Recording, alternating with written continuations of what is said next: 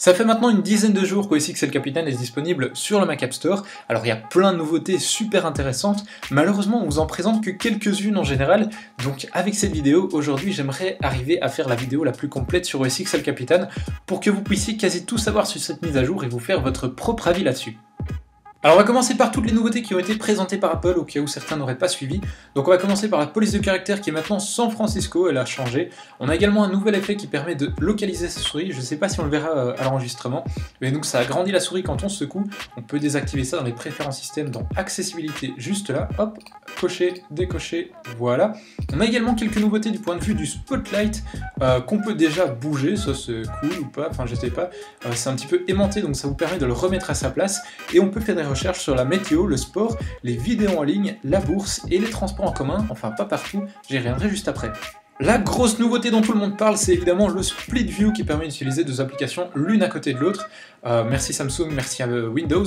Alors on peut également dans Safari afficher des pin tabs. Oh là c'est Google Chrome qu'on copie. Donc ça permet d'ouvrir ces sites épinglés, ça les ouvre directement quand vous ouvrez Safari.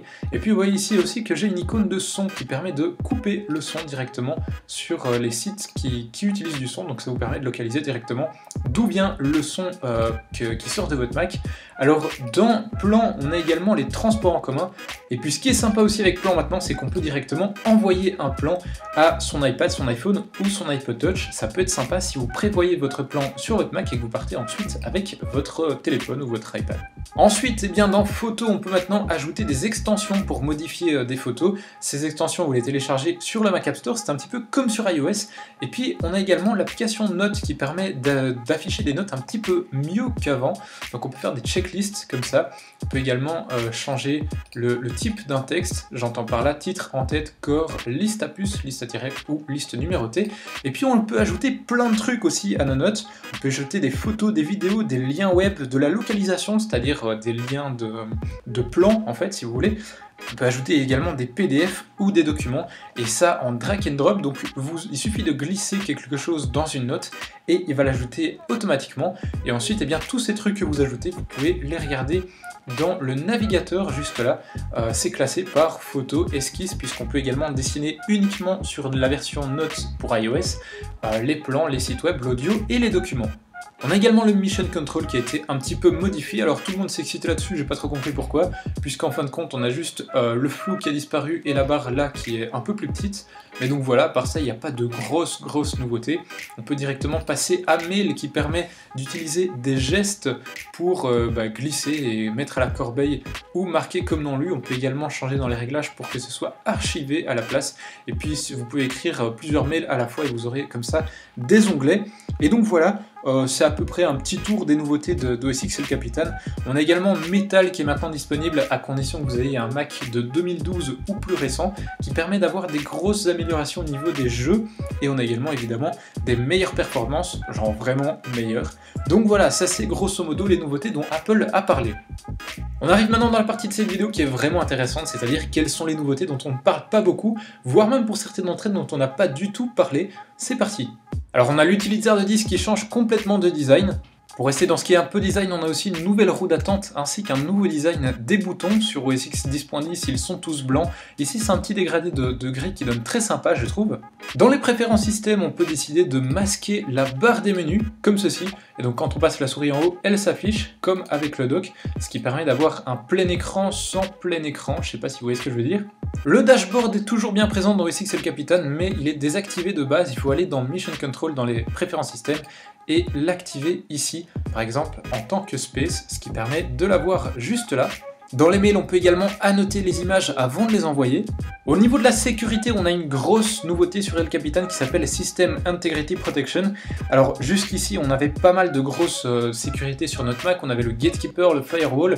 Et bien, cette nouvelle sécurité va vraiment rendre très compliqué l'installation de virus sur votre Mac. Ceci dit, ça empêchera certains logiciels de fonctionner, on y reviendra dans une autre vidéo. Au niveau de Safari, on passe donc en version 9 et Safari consomme beaucoup moins de batterie et devient aussi beaucoup plus rapide. Il peut même être jusqu'à 6 fois plus rapide que Chrome et Firefox pour afficher certains éléments JavaScript. Et puis ce qui est très intéressant aussi, ça m'étonne qu'on n'en ait pas parlé, mais vous avez sans doute entendu parler des adblocks, donc des bloqueurs de publicité sur iOS. Eh bien on va pouvoir utiliser la même chose sur Safari. Alors vous allez me dire, Ouais, bah ça existait déjà depuis un bon bout de temps. Sauf qu'il s'agit d'un nouveau type d'adblock qui va rendre encore plus rapide votre navigateur. Donc ça supprime tout à fait les publicités au lieu de les masquer comme les adblockers le font maintenant. On a également la possibilité d'ouvrir des fenêtres privées ou de bloquer les cookies tiers qui vous suivent partout. Et puis on a également le mode Reader qui peut être personnalisé juste là, donc vous pouvez choisir un peu comme dans iBooks la taille de police, la couleur du fond et le type de police de caractère que vous voulez utiliser. Et puis pour terminer avec Safari, on a également un mode sandboxing maintenant pour les pages web, ce qui veut dire qu'au niveau sécurité, eh bien une page web ne peut absolument avoir aucun effet sur votre Mac, en tout cas aucun effet malveillant. Au niveau du calendrier, on a deux grosses nouveautés. Tout d'abord, le calendrier peut voir dans vos mails quels sont les événements qui ont été prévus. Si vous avez été invité à un événement par exemple, eh bien il va vous proposer de l'ajouter automatiquement au calendrier. Et puis il peut voir aussi quelle est la circulation sur la route. Si vous avez prévu de partir pour un trajet qui dure une demi-heure, s'il y a beaucoup de circulation, il va plutôt vous prévenir de partir 45 minutes avant votre événement par exemple. Si vous avez l'habitude de prendre l'avion, eh bien votre Mac peut vous donner des informations sur un vol. Il suffit de noter le nom du vol et ensuite eh bien, vous cliquez comme ceci et il vous donne pas mal d'informations sur le vol. Dans l'application photo, on a également un album photo avec toutes les photos supprimées, ce qui veut dire que vous pouvez les récupérer si vous supprimez un album ou une photo par erreur. On revient dans Safari, mais ça peut se passer dans n'importe quelle application dans laquelle vous avez ce petit menu partagé. Maintenant, vous pouvez créer une note ou même un rappel à partir de ce menu partagé. Donc si vous tombez sur une page internet intéressante ou un truc à lire, eh bien vous pouvez créer un rappel pour le lire plus tard par exemple. Si on va faire un tour dans le Notification Center, hop, dans Modifier juste là, vous voyez qu'on a localisé mes amis qui était jusqu'ici un service uniquement pour iOS. Concernant Safari de nouveau, eh ben dis donc, on a également la possibilité de choisir à chaque téléchargement ou enregistrer le fichier qu'on veut télécharger. Alors je vous rassure, c'est bien sûr un choix, vous pouvez l'utiliser comme vous l'utilisiez jusqu'à maintenant, c'est-à-dire tout se télécharge dans le fichier téléchargement, sauf que ça devient vite le bordel dans ce dossier téléchargement, et on a également la possibilité de supprimer l'historique sans supprimer les cookies. C'est vachement intéressant ça. Donc qu'est-ce que ça veut dire concrètement? Eh bien ça veut dire que contrairement à jusqu'à maintenant, quand vous supprimiez votre historique, ça supprimait aussi tous vos cookies et donc vous étiez obligé de vous reconnecter à Facebook, Twitter, YouTube, etc. Maintenant, ce n'est plus le cas. Vous pouvez seulement supprimer l'historique sans supprimer les cookies et donc sans devoir vous reconnecter plus tard. Si on fait un clic droit sur un fichier, eh bien on peut le renommer et si je fais Alt, eh bien vous voyez ici que je peux copier Alzheimer en tant que nom de chemin, c'est-à-dire que vous copiez la localisation où se trouve le fichier. Dans votre application de graphisme préférée, eh bien vous verrez aussi que le sélectionneur de couleurs a changé un petit peu, surtout au niveau des crayons juste là. Dans les préférences système de moniteur, eh bien vous voyez juste là qu'on a un nouveau réglage de compensation de luminosité ambiante qui permet de mieux voir l'écran de votre Mac quand vous l'utilisez en extérieur. Alors ça, il faut voir sur votre Mac si c'est disponible parce que ça n'est pas disponible partout. Il faut un Mac Retina portable et je pense qu'avec les MacBook Pro de 15 pouces, ce n'est pas disponible. Alors ça vous le savez quasi tous, ça paraît évident, mais c'est une nouveauté, on a évidemment des nouveaux fonds d'écran, dont celui-ci que je trouve magnifique. Alors avant, si vous faisiez un copier-coller d'un gros fichier qui avait une erreur pendant le transfert, eh bien vous deviez recommencer tout depuis le début. Avec OS X Capitan, eh bien ça recommence là où il s'était arrêté. Donc si vous aviez déjà transféré 20 Go, eh bien vous recommencerez à 20 Go. Dans les préférences système du Mac App Store cette fois-ci, eh bien vous voyez juste là qu'on peut ne plus devoir mettre son mot de passe quand on veut faire des téléchargements gratuits, ce qui peut être vachement intéressant si vous utilisez le Mac App Store pour télécharger pas mal d'applications gratuites. Ça permet de gagner du temps et de ne pas devoir remettre votre mot de passe à chaque fois. Si vous voulez installer Windows sur votre Mac, eh bien l'assistant Bootcamp d'El Capitan ne vous oblige plus à passer par une clé USB ou par un installateur physique. Vous pouvez passer directement par un fichier .iso. En tout cas sur certains Mac, je pense que c'est pour les Mac portables. Alors grosse nouveauté au niveau de la sécurité aussi pour iTunes, on peut maintenant activer la double authentification, ce qui ajoute beaucoup de sécurité pour votre Apple ID. Alors cette fois c'est pas vraiment une nouveauté mais plutôt un gros changement, on ne peut plus vider la corbeille en mode sécurisé, juste là. Alors Apple a décidé de faire ça parce que ça détériorait pas mal les SSD et qu'il y a de plus en plus de Mac qui ont un disque dur SSD, mais si vous voulez, vous pouvez supprimer un fichier directement. Pour ça, au lieu de faire commande supprimer, on fait Alt commande supprimer et là vous voyez que il nous demande si on veut bien le supprimer. On le supprime, mais il n'y a rien dans la corbeille, il l'a supprimé immédiatement. Au niveau des trucs un peu plus techniques, la réparation des permissions n'est plus disponible pour l'utilisateur, ça se fait automatiquement tous les jours. On a parlé des gestes dans l'application Mail comme sur iOS, on les a également sur l'application Notes, comme ceci. On peut supprimer et on peut également aller ici dans les notes supprimées récemment.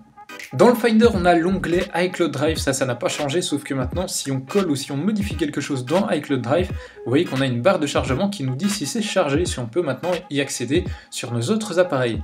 Enfin, pour terminer, on revient sur Safari encore une fois. Si on affiche Safari en plein écran et qu'on glisse sa souris tout à fait à gauche, eh bien on a le menu qui s'affiche directement sans avoir à passer par ce bouton. Voilà donc toutes ces petites nouveautés que j'ai trouvées, dont on n'a pas beaucoup parlé sur internet dans d'autres vidéos, des articles et des podcasts, etc. Alors, il y en a sûrement encore plein, si vous en avez d'autres, n'hésitez pas à les mettre dans les commentaires, ça fera super plaisir à moi et à tous les autres qui les verront. N'hésitez pas non plus à me dire quelles sont les nouveautés que vous préférez. Alors, quel est mon avis sur El Capitan? Est-ce que ça vaut vraiment la peine de l'installer ou pas? On voit qu'il y a des nouveautés assez intéressantes. Moi, si je devais résumer mon avis en un mot, c'est oui. Installez-le pour plusieurs raisons. D'abord, il y a pas mal d'améliorations au niveau de la sécurité. Vous l'avez vu avec quelques nouveautés dont je vous ai parlé. Également, si vous utilisez iOS 9, c'est vachement intéressant de l'installer, puisque comme ça vous pouvez synchroniser vos notes, sinon ce ne sera plus compatible. Et puis tout simplement, d'un point de vue général, moi je conseille toujours de mettre à jour les dernières nouveautés, que ça soit pour OS X ou pour une application d'un autre développeur. Ayez toujours la dernière mise à jour, ça permet d'être vraiment sûr qu'au niveau sécurité, failles, etc., vous êtes vraiment au top. En tout cas, moi j'espère vraiment que cette vidéo vous a plu. Si c'est le cas, n'hésitez vraiment pas à vous abonner. Rejoignez-moi aussi sur ma page Facebook, le lien est dans la description de la vidéo. Et puis ce que je vous propose aussi, c'est de vous reparler de la dernière vidéo que j'avais faite, tout sur El Capitan. Je vais pas y rentrer là-dedans parce que la vidéo est déjà suffisamment longue. J'en ferai une vidéo plus tard, ça lancera une nouvelle série, enfin, vous verrez. Moi je vous dis en tout cas à très très bientôt, ne vous inquiétez pas, j'ai pas oublié ce truc-là. Ciao! Alors cette petite application s'appelle Jestimer et c'est donc une application de rappel mais un peu spéciale, c'est différent de la plupart des applications qu'on trouve jusqu'à maintenant pour mettre en place des petits rappels, puisque cette application est spécialisée pour les rappels dans la journée, dans le cours de la journée, c'est-à-dire imaginons que vous téléphonez quelque part et il faut rappeler dans une heure, et bien vous mettez en place un petit rappel pour dans une heure et vous pouvez aller comme ça.